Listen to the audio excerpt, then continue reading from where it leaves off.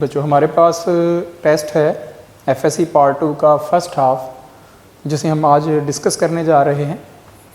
इसमें पहला क्वेश्चन आपके पास है चूज़ द करेक्ट ऑप्शन।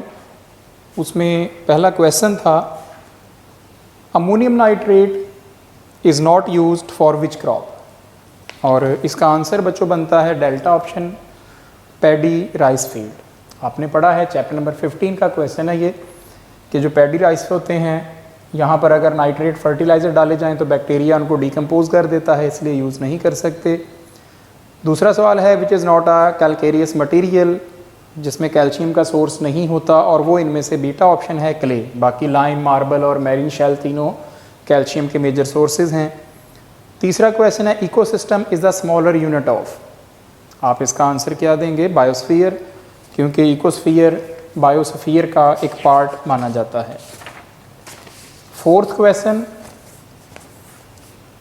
का ताल्लुक चैप्टर नंबर 16 से है। Newspaper can be recycled again and again how many times, और आंसर है डेल्टा ऑप्शन 5 टाइम्स आप इसको जो है ना रिसाइकल कर सकते हैं। क्वेश्चन नंबर 5 है keeping in view the size of atom which order is the correct one. ये एक्सरसाइज का क्वेश्चन है चैप्टर नंबर 2 से, और आंसर है barium is greater than magnesium, beta option.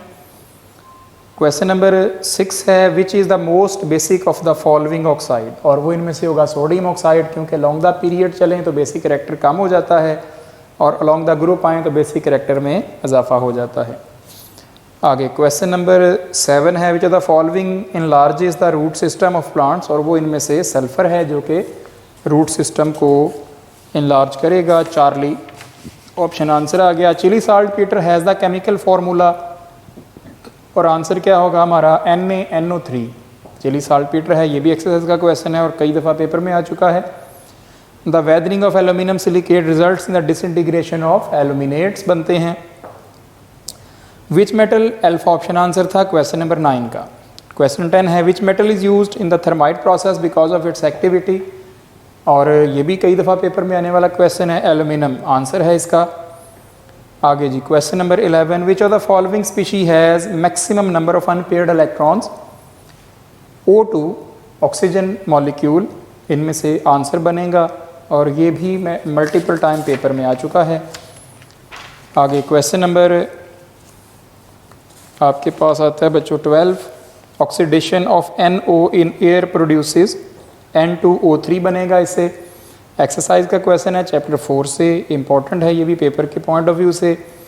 Question number 13 है which is the strongest acid HCl4। Rule क्या है कि जितने नंबर ऑफ ऑक्सीजन एटम ज़्यादा होते जाएंगे एसिडिक स्ट्रेंथ बढ़ती जाएगी।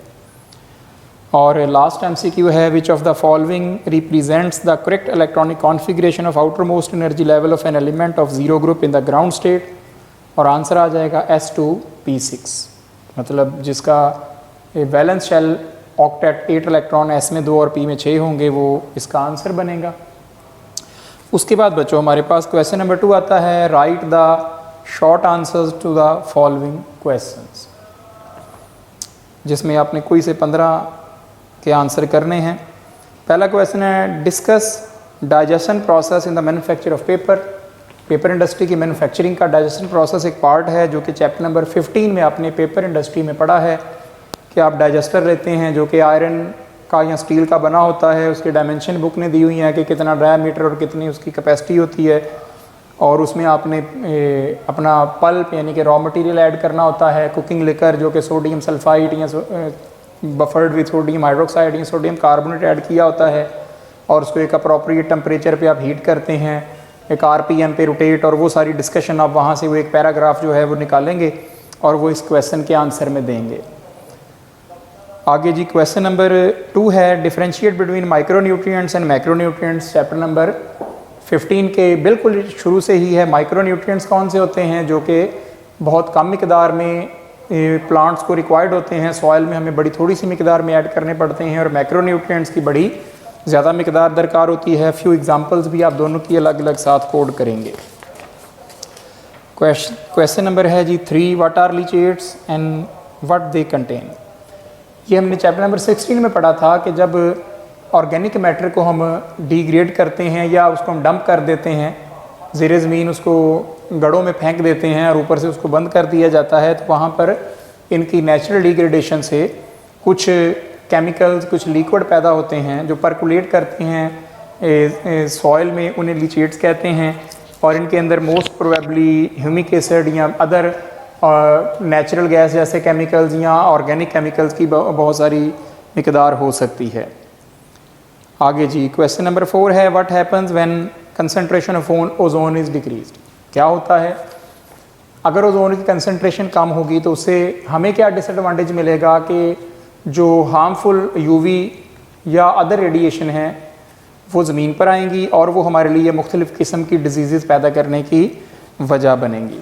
इस लिहाज से आप इसको जस्टिफाई करेंगे। क्वेश्चन नंबर 5 है, differentiate between Mendeleev's periodic table and modern periodic table. अब बच्चों जो मेंडलीव का पीरियोडिक टेबल था वो बनाया गया था एटॉमिक मास की बुनियाद पर, जबकि मॉडर्न पीरियोडिक टेबल बनाया गया था एटॉमिक नंबर की बुनियाद पर।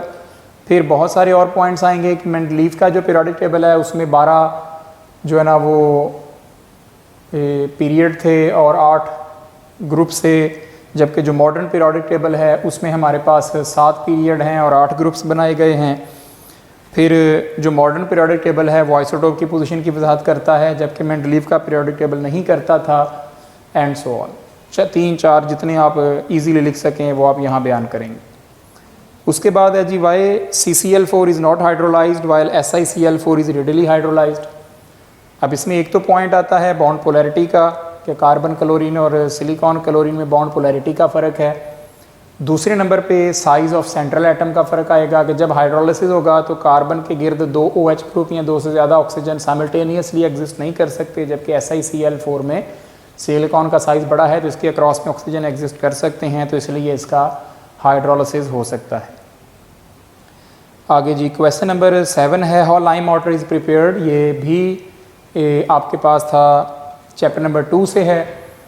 क्वेश्चन लाइम वाटर का एक पूरा टॉपिक आपको एक प्रॉपर्टी में पढ़ा है आपने कि लाइम वाटर जो है ये हम प्रिपेयर करते हैं सिलिका और कैल्शियम ऑक्साइड को मिक्स करके, और 1 और 3 यूजुअली प्रोपोर्शन इनका मिक्स किया जाता है, जिससे कैल्शियम सिलिकेट्स और कैल्शियम कार्बोनेट्स का मिक्सचर बनता है, उसे हम लाइम वाटर कहते रहे हैं।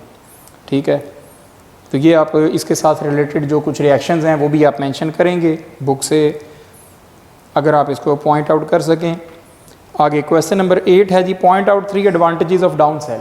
ये डाउन सेल के एंड पर 3 पॉइंट लिखे गए हैं कि जिससे जो है ना मेटालिक फॉग नहीं बनता और प्योर मतलब मोर देन 99% तक हम सोडियम हासिल कर लेते हैं और लो टेम्परेचर पे हम अपना डिज़ायर्ड प्रोडक्ट भी बना लेते हैं। ठीक है, तो इस लिहाज से भी आप इसको देखेंगे। आगे क्वेश्चन नंबर 9 है, how does borax serve as water softening agent. अब बोरेक्स जो होता है ना, क्वेश्चन नंबर 9 में अगर आप देखो बोरेक्स है Na2B4O7, आगे 10H2O भी हैं, एक्वस है तो इनको आप छोड़ दें।